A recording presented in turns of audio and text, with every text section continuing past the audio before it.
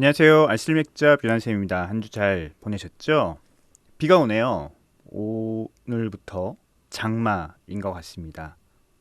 6월 23일이거든요. 정확히 이 시간에 맞춰서 장마가 시작되네요. 이번 주 내내 흐릴 것 같고 다음 주까지 계속 비가 온다는 예보가 있습니다. 진짜 여름으로 들어가는 길목이네요. 어, 맥주 쪽 축제들이 요즘 굉장히 활발해지는 것 같아요. 뭐 경주도 그렇고 강릉도 그렇고 맥주 쪽 축제가 소식들이 또 어떻게 보면 지방에 더 일찍 이런 소식들이 올라오는 것 같습니다. 지역에 있는 맥주 크래프트 맥주 업체들 위주로 참가를 하셔서 축제가 시작되는 것 같고요. 지역민들은 또 진짜 한 2년 만인가요? 2년 만에 야외에서 술을 먹을 수 있는, 맥주를 마실 수 있는 또 기회가 된 것 같아서 다들 내심 기대하시고 또 좋아하시고 약간 설렘도 느껴지는 것 같습니다. 맥주 축제가 2년 전까지, 그러니까 코로나 전까지만 해도 굉장히 많았었죠. 원래 이제 GKBF라고 하는 어떻게 보면 한국 맥주 축제의 시작이었죠. 그리고 어, 그 비슷한 시기에는 이제 제가 항상 얘기하는 필스너 우르켈 페스트가 있었고요. 오래전 일이에요. 벌써 그것도 꽤 오래전 일이고 필스너 우르켈 페스트 같은 경우는 한국에선 거의 볼 수 없는, 즐길 수 없는 명확한 주제와 컨셉을 갖고 하는, 물론 맥주는 필스너 우르켈 한 가지였지만 다양한 맥주를 마시는 맥주 축제라기보다는 맥주를 매개로 다양한 문화 체험과 경험과 그 다음에 소통을 할 수 있는 그런 축제가 필스너 우르켈 페스트였죠. 물론 이제 사브밀러가 손을 떼고 이제 아사히로 필스너 우르켈이 넘어가면서 국내에서도 그런 마케팅 프로모션들이 다 사라졌습니다. 그러니까 그만큼 그 맥주를 소유하고 있는 회사가 그 브랜드를 어떻게 바라보고 평가하고 어떤 철학을 갖고 있느냐가 이런 어떤 세세한 마케팅에도 영향을 미친다고 볼 수 있는데요.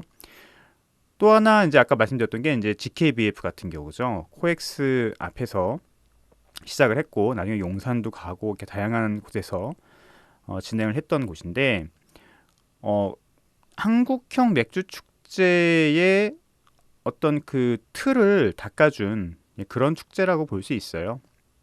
그래서 그런 축제의 그 당시에 가장 어려운 점이 뭐였냐면 허가였어요. 허가. 한 번도 있었던 일이 아니거든요. 있어봤자 주류박람회가 아주 오래전부터 있었죠. 주류박람회는 코엑스라고 하는 실내에서 했던 주류 행사고 거기서 이제 임시 시음이죠. 판매도 안 됐어요. 그때는. 주류박람회에서 옛날에 술을 살 수 없었습니다. 시음만 가능했어요. 맥주 판매가 불가했었죠. 근데 이런 것들이 전반적으로 바뀐 게 아마 그 GKBF라고 하는 맥주 축제가 시작됐을 그쯤이었을 거예요. 그러니까 야외에 천막을 쳐놓고 맥주를 파는 거죠. 그 임시주류 판매 허가가 필요하거든요. 그런 법이 없었어요. 그런 법이 없었는데 그다음 이제 위생과하고 그다음에 뭐 축제의 이제 기획팀 주최 측이 다 얘기를 해서 그것을 이제 가능하게 풀었던 거죠. 그 전까지 뭐 그런 행사들이 없었기 때문에 시음만 가능했지 판매까지 하면서 하는 행사가 뭐 없었던 거죠. 그러니까 그런 것들을 새로 만들기 위해서는 많은 뭐 시행착오와 또 노력이 필요했던 거고요. 그런 것들을 가능하게 했던 게 바로 그 GKBF였던 것 같아요. 그렇기 때문에 그 당시에는 맥주 축제를 하는 그런 그 기획팀, 이벤트 회사들이 필요했었고 또 어떻게 보면 GKBF 주최 측이 그런 것들을 가장 잘했던 그런 회사였습니다. 그래서 그 회사를 주축으로 여러 맥주 축제들이 열리기 시작했고 또 많은 그 당시만 해도 이제 수제 맥주죠. 수제 맥주 정말 소규모 브루어리들이 그런 어떤 행사를 통해서 홍보도 많이 하고 매출도 많이 올렸었던 것 같습니다. 그런데 그 이후에 이제 그 법이 법이 여러 축제에 똑같이 적용되기 시작하면서 공무원 이제 그 일이라는 게 그렇잖아요. 선례가 생기면 그 이후부터는 그 선례를 바탕으로 지속적으로 그런 일들이 이제 행사들이 이제 생기기 시작합니다. 그러면서 누구나 맥주 축제를 열 수 있는 시대가 열렸던 거예요. 특히 공무원들이 이제 그런 어떤 선례를 보고 적용하기 시작하면서 지자체가 주도하는 맥주 축제들도 열렸고요.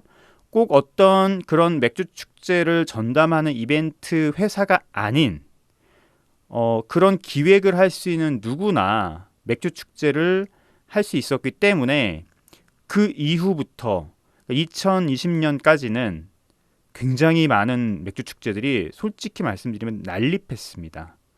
정말 맥주 축제를 안 하는 곳이 없었어요. 봄부터 뭐 어떤 진짜 작은 행사부터 뭐 작은 뭐 지역부터 뭐 서울은 말할 것도 없고 뭐만 하면 맥주 축제였어요. 서울만 해도 뭐 GKBF를 비롯해서 뭐 상암동 MBC 앞에서도 했었고 어디서도 하고 어디서도 하고 뭐 신촌 맥주 축제도 마찬가지고요. 되게 많았어요. 전국에서 맥주 축제가 거의 일주일 단위로 뭐 이건 정확한 통계는 아니에요. 제 그냥 느낌입니다. 거의 일주일 단위 열린다 싶을 정도로 맥주 축제가 많았어요. 그러다 보니까 이게 단점도 생기는 거예요. 너무 많아 버리니까 이제 귀하지 않게 된 거죠. 가치가 하락하게 되는 거죠. 맥주 축제가 제가 이 방송 아마 코로나 이전부터 들으셨던 분들은 제가 그런 말을 종종 했던 것들을 기억하실 거예요. 맥주 축제가 너무 많다. 맥주 축제의 가치가 떨어졌다. 또 중요한 거는 이제 브루어리들이 이 축제도 나가고 저 축제도 나가고 하다 보니까 여기 가도 금맥주 먹을 수 있고 저기 가도 금맥주 먹을 수 있고 옛날에 맥주 축제, 크래프트 맥주 축제 같은 경우는 특히 거기에 가야지만 먹을 수 있는 맥주들이 있었거든요. 평상시에는 사 먹을 수 없기 때문에 거기 가야지 그 맥주 먹을 수 있어서 한번 그 맥주 먹으러 가는 거예요. 시음도 해보고 또 거기 만든 그 맥주를 만든 양조사랑 얘기도 해보고 뭐 이런 어떤 재미가 있었는데 여기 가도 그 맥주가 있고 저 맥주 축제 가도 그 맥주가 있고 가치가 떨어지게 된 거죠. 그러면서 이제 뭐 수제 맥주 뭐 다 먹어봤어. 아니면 어떤 맥주 축제들은 기획부터 준비가 덜 돼서 굉장히 허접한 맥주 축제들도 많이 있었어요. 맥주 축제 다시 열리기 시작하는데 저는 이렇게 생각합니다. 크래프트 맥주 축제라고 하면 뭐 일반 뭐 신촌 맥주 축제 이런 거 말고, 그러니까 뭐 대규모 사람들이 와서 그냥 술을 먹는 축제가 아니고 크래프트라는 이름이 붙은 맥주 축제 같은 경우는 그 축제만의 가치가 필요해요. 그 가치는 물론 맥주로부터 시작하겠지만 맥주는 하나의 매개체로서 역할을 해야 될 뿐이고 우리는 그 맥주를 가지고 다양한 이야기를 할 수 있고 그리고 다양한 가치들을 거기서 보여주고 소비할 수 있는 그런 공간이 맥주 축제가 되어야 되지 않느냐. 아니면 주류박람회랑 똑같은 거예요. 그죠? 이제 다음 주 목요일에 주류박람회가 코엑스에서 하는데 그냥 실내만 다를 뿐이지 실내에다 부스 차려놓고서는 와서 시음하고 맥주 사가지고 가고 뭐 시음하고 와인 사가지고 가고. 그런데 페스티벌, 비어 페스티벌, 특히 크래프트 비어 페스티벌이라고 하면 그 축제는 주제가 있어야 되고 가치가 있어야 되는 거죠. 영국 같은 경우는 그래서 맥주 축제 같은 경우에 다양한 주제들을 다루곤 합니다. 예를 들어서 뭐 인권 문제라든지 차별, 젠더 문제, 하여튼 뭐 요즘 같은 경우는 반전의 이슈도 가능하겠죠. 우크라이나와 러시아와의 전쟁을 어떤 반전의 메시지를 담은 맥주 축제라든지. 그래서 그 축제는 맥주 브루어리일 뿐만 아니라 다양한 단체들이 같이 연합하고 소통하고 또 그 축제를 위한 그 시공간을 위한 자원봉사자들이 와서 그 축제를 같이 만들고 그 사람들한테 온 사람들한테는 맥주도 마시면서 반전의 이야기도 하고 평화에 대한 이야기도 하고 그런 시공간이 만들어지는 거죠. 그래서 저는 앞으로 한국에서 맥주 축제도 그런 식의 어떤 그 가치를 이야기하는 공간이 되어야 한다고 생각해요. 우리가 맥주 먹고 놀고 이런 것들은 솔직히 꼭 그런 축제 아니고 요즘 한강 가서도 할 수 있잖아요. 편의점에서 맥주 이만큼 사가지고 가서 한강 가서 먹으면서 그냥 놀 수 있잖아요. 그런데 크래프트 맥주 축제라고 하는 그런 곳은 우리가 평상시에 마시기 힘든 맥주들도 마시면서 또 그런 어떤 다양한 정신과 또 가치를 이야기할 수 있는 그런 공간이 되어야 되지 않느냐. 저는 그렇게 생각합니다. 맥주 스타일 아는 척하기 오늘 아마 아메리칸 페이레일로 넘어갈 것 같아요. 그리고 맥주 소개하는 시간이죠. 이거 아직도 제가 제목을 못 정했는데 어쨌든 오늘 드래건스 밀크 솔레라라고 하는 맥주를 소개시켜 드리려고 해요. 그 전에 버번 카운티에 대한 이야기를 좀 마무리하고 이 맥주를 소개시켜 드리도록 하겠습니다. 두 번째 노래는 No Bad Vibes From All to Human. 자, 맥주 스타일 아는 척하기 한번 시작해보죠. 저번 시간까지 벨지안 골든 스트롱 에일에 대해서 얘기를 했고요. 제가 벨지안 골든 스트롱 에일의 두벨 얘기 드렸었잖아요. 제가 조금 더 찾아보니까 이 두벨 같은 경우는 그 스코티시 에일 효모도 역시 그 들어갔다고 하더라고요. 그러니까 그 두벨에 들어간 효모가 영국의 영향을 받았다고 저번 시간에 말씀드렸었잖아요. 그러니까 두벨이 그때 이제 스코틀랜드 스코티시 에일 효모가 효모를 가져와서 그것들을 이 두배를 만드는 데 반영을 시켰다고 하는 얘기들이 있습니다.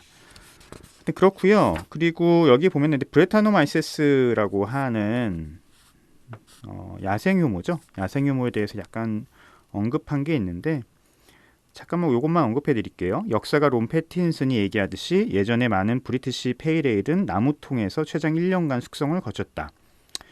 대부분 맥주들이 그렇죠. 옛날 얘기예요. 나무통은 야생 효모 브레토노마이세스 혹은 브레토노미세스가 가장 좋아하는 은신처다. 이 효모는 시간이 지나면서 맥주의 탄수화물을 먹어치워 가죽의 독특한 풍미를 생성한다. 우리가 보통 브렛이라고 하는 향이고요. 여러 향들이 있습니다. 여러 향들이 있고 브레토노마이세스도 종류가 또 여러 가지가 있고요. 브레타노면서 속 그리고 뒤에 종에 따라서 다양한 향이 또 나기도 하는데 보통 우리가 이제 바니아드라고 하는 약간 마구간 향 혹은 약간 화장실 같은 향 이런 향들이 있고요. 스웨티 땀 냄새 같은 향도 여기에 속하죠. 보통 우리나라는 그 쿰쿰하다 뭐 이렇게 얘기를 하는데 그건 굉장히 그냥 아마추어적인 표현이고요. 가죽 같은 향도 역시 있습니다. 네, 가죽 같은 향 독특한 풍미 이것도 맞고요. 의도치 않게 들어오는 브레타노미세스는 침입자이지만 그것이 19세기의 일반적인 양조 공정이었고 일부 브리티시 페일에일은 아마도 이 야생 효모에 감염이 되었을 것이다. 여기에 브레타노마이세스 혹은 브레타노미세스의 그 학명이 여기서 나옵니다. 브렛이라고 하는 그 시작이 학명의 시작이 브리튼에서 나왔어요. 이 효모가 영국 페일에일에 그냥 일상적으로 이 향이 있었기 때문에 그래요. 그러니까 지금 우리가 마시는 잉글리시 페일에일 비터랑 19세기 이전에 만약 있었던 잉글리시 비터랑은 향미가 아마 좀 달랐을 거예요. 이 향이 조금씩 다 있었을 거라고 추정이 되고 하여튼 이 브레타노마이세스가 이 잉글리시 페일에일에 항상 있고 항상 이 향이 양조자들을 괴롭혔기 때문에 그런 학명이 붙었다고 합니다. 지금 물론 상황이 달라졌겠지만 과거의 맛을 보고 싶다면 오르발 트라피스트 페일에일을 시음해 볼 것. 네, 오르발에는 일부러 이 브레타노마이세스를 넣죠. 그리고 요즘 이제 와일드 에일에는 일부러 이 브레타노마이세스를 넣기 때문에 그 향을 일부러 즐기는 시대가 된 거예요. 아이러니하죠. 옛날에 그렇게 속을 썩였던 양조자들의 속을 썩였던 그리고 오염균으로 치부가 되었던 피하고 싶었던 이 브레타노마이세스라고 하는 향이 지금은 일부러 즐기는 그런 시대가 왔으니 맥주의 다양성과 이런 것들은 정말 끝이 없는 것 같습니다. 아메리칸 페일에일을 한번 넘어가죠. 아메리칸 페일에일 시작은 시에라 네바다 페일에일이고요. 시에라 네바다 페일에일은 1980년에 샌프란시스코 치코에서 켄 그루스맨이라는 사람이 만들었죠. 어떻게 만들었는지, 어떻게 시에라 네바다가 시작됐는지가 궁금하시면 이 켄 그루스맨이 쓴 자서전이 있어요. 이 자서전을 한번 읽어보시면 되고요. 물론 번역은 안 돼 있고요. 영문으로 되어 있는데 그렇게 어렵지 않습니다. 읽는데 저도 처음부터 끝까지는 다 읽어보진 못했고 이제 시에라 네바다 페이레일, 시에라 네바다를 설립하는 이제 그 과정을 저는 쭉 읽어봤는데 뭐 흥미롭습니다. 흥미롭고 이 그 책을 한번 읽어보는 거는 이 크래프트 맥주의 시작이 어떻게 되었는지 뭐 그게 정확히 일맥상통하진 않지만 어쨌든 크래프트 맥주라고 하는 그 카테고리가 새로 시작된, 그리고 그것을 시작한 사람이 켄 그루스맨이기 때문에 그 사람의 생각을, 그 당시의 생각을 읽어보는 거는 의미가 있다고 생각을 해요. 그렇게 시작된 게 이 시에라 네바다 페일 에일이고요. 이 시에라 네바다 페일 에일의 가장 큰 특징은 영국 에일, 그러니까 잉글리시 페일 에일을 바탕으로 미국식 홉이, 미국산 홉이 들어갔다는 거예요. 그러니까 잉글리시 페일 에일이라고 하는 스타일을 바탕으로 재료는 특히 향을 좌우지우지하는, 또 쓴맛을 좌지우지하는 그 재료는 미국산 홉, 어떤 홉? 캐스케이드 홉, 단일 홉이 들어갔다는 게 이 시에라 네바다 페일 에일의 가장 큰 특징 중에 하나죠. 두 번째 특징은 이제 2차 발효, 병내 2차 발효, 바틀 컨디셔닝을 했다는 건데요. 병에 표기가 돼 있었어요. 바틀 컨디셔닝을 하고 있다. 생맥주는 아니고요. 생맥주는 당연히 바틀 컨디셔닝이 아닐 가능성이 크죠. 그게 가장 큰 특징이에요. 그래서 이 시에라 네바다 페일 에일이 갖고 있는 어떤 그 특징, 가치는 이 미국의 맥주를 표현하는 데 있어서 미국의 재료를 적극적으로 사용했다는 것. 특히 향과 맛을 나타내는 핵심적인 재료에 미국 재료를 사용해서, 미국 맥주 재료를 사용을 해서 자신들의 정체성을 보여주고 그 정체성이 확립이 된 거죠. 그래서 이후부터 아메리칸이란 이름이 붙으면 이건 무조건 미국 홉이 사용되어서 미국 그 홉이 나타내는 향들이 표현이 되어 있다라고 하는 정체성으로 굳어진 거예요. 예를 들어서 아메리칸 페일 에일, 아메리칸 스타우트, 아메리칸 포터, 뭐 아메리칸 IPA, 아메리칸 발리 와인 뭐 이렇게 있잖아요. 어떤 맥주 스타일 앞에 아메리칸이 붙으면 그거는 미국 홉이 쓰였다는 의미예요. 이렇게 생각하시면 되는 거예요.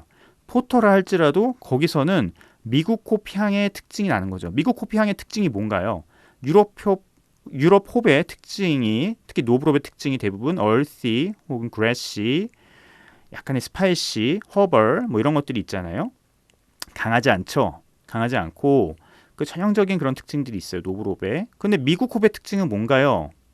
시트러스, 그죠? 시트러시, 트로피칼, 베리, 뭐 이런 향들인 거죠. 자몽, 뭐 오렌지, 귤, 그다음에 뭐죠? 뭐 파인애플, 망고, 구아바 이런 향들이 나오는 게 미국 홉들의 특징인데 이게 아메리칸이라고 하는 정체성과 등치가 되었다는 거예요. 누구 이후로? 이 아메리칸 페일 에일 시에라 네바다 이후로. 그렇게 생각하시면 되는 거죠. 그런 측면에서 봤을 때는 굉장한 의미를 갖고 있는 게 바로 시에라 네바다 페일 에일인 거예요.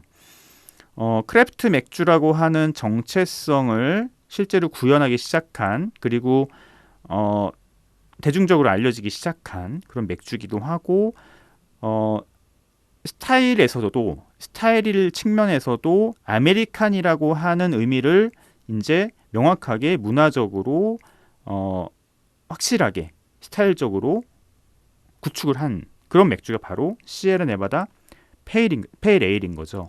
그래서 이 맥주는 맥주를 공부하시는 분들이라면 반드시 드셔보실 필요가 있습니다. 한국에도 있으니까 반드시 드셔보셨으면 좋겠고요. 한번 읽어볼게요. 1775년 미국의 독립혁명은 한 발의 총성으로 시작되었다.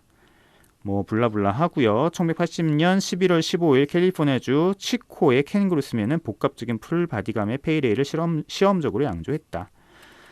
그런데 이 켄 그루스맨이 영향을 받은 사람이 있어요. 이 켄 그루스맨이 이런 모든 맥주가 혼자 머릿속에 나온 게 아니고 그 전에 앵커 브루어리라고 하는 그 앵커 브루어리에 있는 그 리버티 에일이라고 하는 맥주에서 실질적으로는 영감을 받았어요. 그래서 뭐 얘기들이 있어요. 리버티 에일이 크래프트 맥주, 특히 아메리칸 페일 에일의 시작이다. 아니다. 그래도 이 시에라 네바다 페일 에일이 그 시작이다. 이런 뭐 이야기들이 있는데 그게 그렇게 중요한 건 아닌 것 같고요. 켄 그루스맨이 그 앵커 브루어리에서 1년 정도 일을 합니다. 원래 켄 그루스맨이 그냥 홈브루 마트를 운영하는 그런 사람이었거든요. 자전거를 되게 좋아하고. 그런데 이 맥주 양조의 뜻을 품고 수소문을 하다가 같은 그 샌프란시스코에 있는 앵커 브루어리를 알게 되고, 그다음에 뉴 알비온이라고 있었죠. 지금 없어졌지만 뉴 알비온 앵커 브루어리가 원래 있었고, 그 두 브루어리의 대표들을 만나면서 영감을 받죠. 특히 앵커 브루어리에 가서 한 1년 정도 일을 하면서 소규모 브루어리 운영도 배우면서 맥주 스타일에 대한 아주 많이 영감을 받습니다. 그때 영감 받은 게 바로 리버티 에일이라는 맥주고요. 그 리버티 에일이 바로 잉글리시 페일 에일을 베이스로 캐스케이드 홉을 넣은 맥주예요. 어떻게 보면 시에라 네바다 페일 에일보다도 뭐 더 일찍 시작했다라고 볼 수도 있는 맥주죠. 그래서 뭐 어떤 맥주가 진짜 효시냐 뭐 이런 것들은 조금 뭐 논란의 여지는 있지만 제가 봤을 때 그렇게 중요한 어떤 이슈들은 아닌 것 같고요. 어쨌든 그렇습니다. 리버티 에일 같은 경우도 아직도 있습니다. 아직도 있고요. 예전에 한국에서도 팔았어요. 그래서 저는 그때 이제 마셔보고 테이스팅기도 써보고 했는데 여전히 앵커 브루어리에서 이 리버티 에일을 팔고 있습니다. 자, 계속 읽어볼까요? 꽃향이 진한 밝은 느낌이 약간 스파이시한 캐스케이드 홉을 이례적으로 다량 추가한 맥주였다. 이 향기로운 에일은 이 나라 맥주 애호가들이 경험해온 맛과는 전혀 다른 것으로 슈퍼마켓 맥주 진열대를 가득 채우고 펍의 생맥주 탭라인을 붐비게 하는 공장에서 막 찍어내는 청량을 라고하는 정반대의 맥주였죠. 아마 제가 생각했을 때는 그 당시 시에라 네바다 페일 에일은 품질도 굉장히 들쭉날쭉하고 향도 굉장히 좀 거친 느낌이 있었을 거예요. 일반적인 깨끗하게 정제된 대중라거와는 다르긴 했겠죠. 자신의 제품에 확신이 있었던 그는 이듬해 3월 시에라 네바다 페일 에일의 첫 물량을 유통시켰다라고 합니다. 그래서 가장 오래가는 브랜드로 자리 잡기도 했고요. 아메리칸 페일 에일 아로마의 견본이 되기도 합니다. 이 캐스케이드 홉이 이제 아메리칸 홉의 거의 대명사죠. 거의 대명사라고 보시면 되고요. 전형적인 그 자몽이나 아니면 그 파이니한 향들이 많이 묻어나오는 향들입니다. 저도 이번에 좀 구매를 해서 이제 저희 IPA 쪽에 사용해 보려고 하는데요. 뭐 메인으로 쓰기에는 단일홉으로 쓰기에는 약간 트렌디가 지냈지만 섞어 쓰기에는 뭐 여전히 훌륭한 홉이라고 보고 있고요. 가성비도 굉장히 좋은 홉입니다. 영국 페일 에일은 메가 성향이 강하고 과일향도 진하며 균형감에 중점을 둔 반면 미국 페일 에일은 좀 더 청량하고 홉의 향과 맛이 부각되며 몸이 움찔할 정도로 기분 좋게 쌉쌀한 맛이 나는 경우도 있다. 그래서 이제 영국 페일 에일도 약간 비터함이 뭐 스타일적으로 보면은 뭐 40까지 올라가기도 해요. IBU가. 그런데 이 아메리칸 페일 에일의 IBU 범위는 30에서 50입니다. 뭐 이거는 이제 뭐 아닐 수도 있어요. 근데 뭐 BJCP나 아니면 WBC 가이드라인을 그렇게 잡고 있고요. 뭐 30에서 40 사이 정도가 일반적인 아메리칸 페일 에일의 비터함이라고 좀 보시면 될 것 같고요. 50까지 넘어가는 경우는 요즘 거의 없는 것 같고 30, 40대에서 비터함이 있는데 이게 그 당시 1980년에는 굉장히 쓴 아마 그 맛이었을 거예요. 지금이야 뭐 30, 40은 그렇게 쓴맛에 뭐 속하지도 않는 그런데 뭐 그랬고요. 그래서 쓴맛과 아주 적절한 쓴맛과 이 홉에서 나오는 여러 가지 향들, 캐스케이드 홉의 향들이면 자몽, 아까 말한 자몽, 그다음에 파이니 이런 향들이 이제 그 당시 사람들은 굉장히 충격이었겠죠. 그리고 이거는 뭐 10년 전에 한국에 처음에 IPA가 들어왔을 때도 우리나라 사람들한테도 충격이었어요. 쭉 넘어가시면 되고요. 그렇게 그다음부터 읽어보실 게 없어요. 그래서 아주 그 아메리칸 페이레일이 굉장히 얘기할 게 많은 스타일임에도 불구하고 굉장히 짧게 여기는 다루고 있습니다. 뒤에 IPA가 굉장히 많이 이 책은 할애를 하고 있더라고요. 아메리칸 페이레일은 좀 아쉬운 게 지금 한국에서는 거의 마시기 힘든 스타일이 됐어요. 왜 그럴까 생각해 보니까 이게 페이레일과 IPA에서 IPA가 조금 더 향도 강하고 쓴맛도 강하기 때문에 대중들한테 좀 더 각인된 게 아닌가 할 얘기도 많고 그러다 보니까 이제 아메리칸 페이레일이 점점 밀려나게 됐는데요.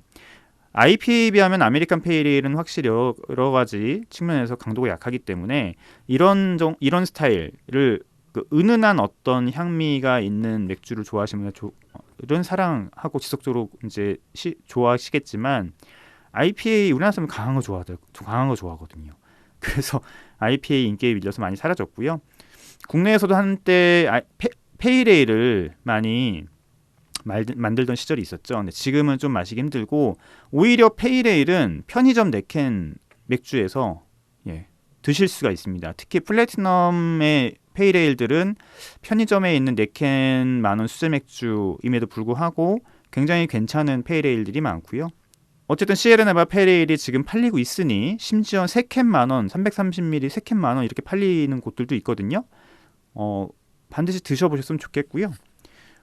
이제 여기 필적할 만한 페이레일이 옛날에는 파이어스톤 워커의 페일 31 요게 있었죠. 이게 또 끝내주는 페이레일이었는데 이건 단종이 됐어요. 파이어스톤 워커에서 단종이 돼서 좀 아쉬운 그런 맥주입니다. 그래서 페이레일 같은 경우는 뭐 수입 페이레일은 거의 사라졌고요. 하지만 시에라 네바다가 있기 때문에 그걸 드시면 되고 나머지는 4캔 만원 그 편의점 수제 맥주들을 잘 보시면 뭐 플래티넘이나 그런 정도의 그 맥주를 추천을 드린다라고 합니다. 그런데 이제 그런 편의점 4캔 만원 수제 맥주 페이레일은 시에라 네바다랑은 또 차이가 있어요. 여러 가지 향미적으로는 조금 더 소프트하고 더 훨씬 드링커블하죠. 쓴맛도 거의 없고 그렇게 보시면 될 것 같습니다. 오늘 아메리칸 페이레일 이렇게 얘기를 하면 정리가 될 것 같고요. 다음 시간은 엠버에일이네요. 자, 시간이 10분밖에 안 남아서 맥주 이야기를 좀 계속 음악 듣지 않고 이어가도록 할게요. 버번 카운티 얘기를 지난주에 하다 말았는데 버번 카운티는 그냥 그렇게 정리를 하면 될 것 같습니다. 구스 아일랜드라고 하는 한때 크래프트 맥주의 대장주였던 뭐 그런 시카고에 위치한 그런 브루어리에서 자신의 정체성을 뚜렷하게 드러낸 실험 정신과 도전 정신이 명확했던 그런 임페리얼 스타우트고요. 버번 배럴 에이지드 임페리얼 스타우트의 시작, 효시로서 지금 유행하고 있는 이제 버번 배럴 시리즈들을 양산해낸, 양산은 좀 그렇고 그 만들게 뭐랄까요, 가치 있게 만든 뭐 그런 시작이었다 보시면 될 것 같고 구스 아일랜드가 AB 인베브로 넘어가서 맥주들이 다 이상해졌는데 그럼에도 불구하고 유일하게 자존심을 지키는 맥주가 버번 카운티다라고 생각하시면 될 것 같습니다. 그래서 요즘은 버번 카운티에 뭐 필적하는 혹은 넘어가는 여러 가지 굉장히 좋은 버번 배럴 시리즈들이 나오고 있어요. 굉장히 실험적이고 독특하고 제가 굉장히 좋아하는 그런 카테고리고요. 왜냐면 제가 좋아하는 맥주들은 향미가 스타일적으로 향미가 벗어나지 않으면서도 예측이 되지 않는 이런 것들이 저의 테이스팅 호기심을 자극을 하거든요. 그래서 저는 이제 버번 배럴 시리즈를 굉장히 좋아하고요. 집에 2017년부터 2020년까지 지금 버번 카운티들이 쭉 있는데 한번 시간 내서 또 마셔볼 예정입니다. 놔두면 똥 되니까요. 그래서 최근에 2019년 버전 또 있어서 마셔볼까 생각 중인데 혼자 마시면 너무 힘들어서 그걸 쭉 가져와서 한번 세미나를 한번 열어볼까? 소규모 세미나를 열어볼까? 이런 생각들도 좀 하고 있습니다. 그래서 같은 버번 배럴에 숙성시킨 임페리얼 스타우트, 특히 버번 카운티라고 하는 브랜드를 갖고 있는 맥주지만 빈티지에 따라서 어떻게 달라졌을지, 또 하나는 숙성이 진행됨에 따라서 또 그 강도는 또 어떻게 달라질지 뭐 이런 것들이 굉장히 궁금해지고요. 그래서 제가 여태까지 계속 좋아하는, 지금까지도 좋아하는 맥주가 돼 있습니다.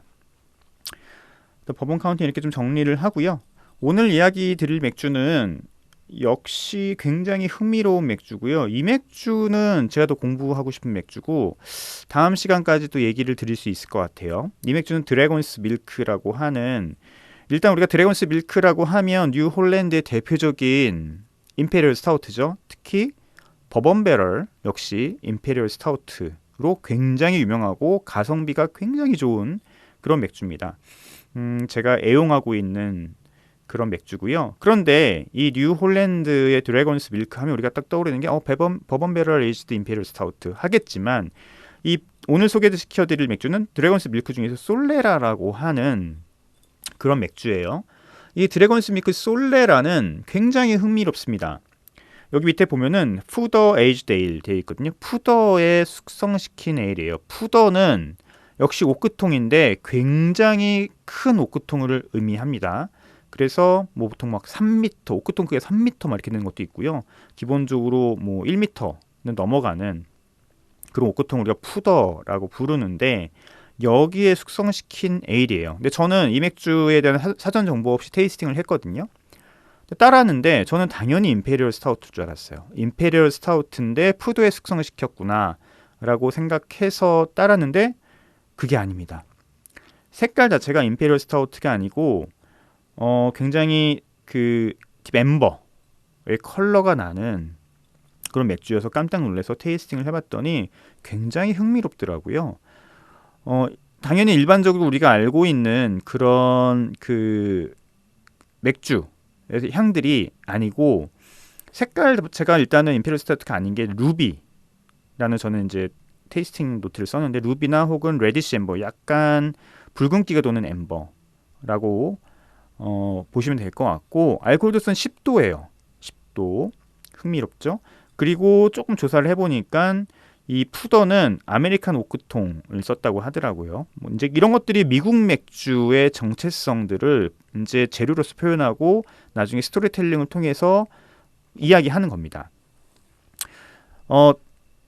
향은 딱 봤을 때 느껴봤을 향은 토피 향이 굉장히 좀 진했고, 역시 바닐라 그리고 캐러멜 뉘앙스 같은 것들이 있었습니다. 뭐 바닐라 이런 것들은 당연히 푸더에서 올라오는 것이겠고요. 그 다음에 알코올 도수가 10도니까 확실히 알코올의 느낌이 있어요. 있을 수밖에 없겠죠. 그리고 재밌는 거는 이제 오크 향도 있었고요. 그러니까 바닐라 오크 향 같은 경우는 기본적으로 이제 푸더라고 하는 오크 배럴에서 숙성이 됐기 때문에 나오는 향이고, 그 외에 토피나 캐러멜 같은 몰티한 어떤 향들이 굉장히 우아하게 배어 있었습니다. 또 하나는 약간 검은 과실에서 오는 약간 프루티함들, 이것도 역시 있었어요.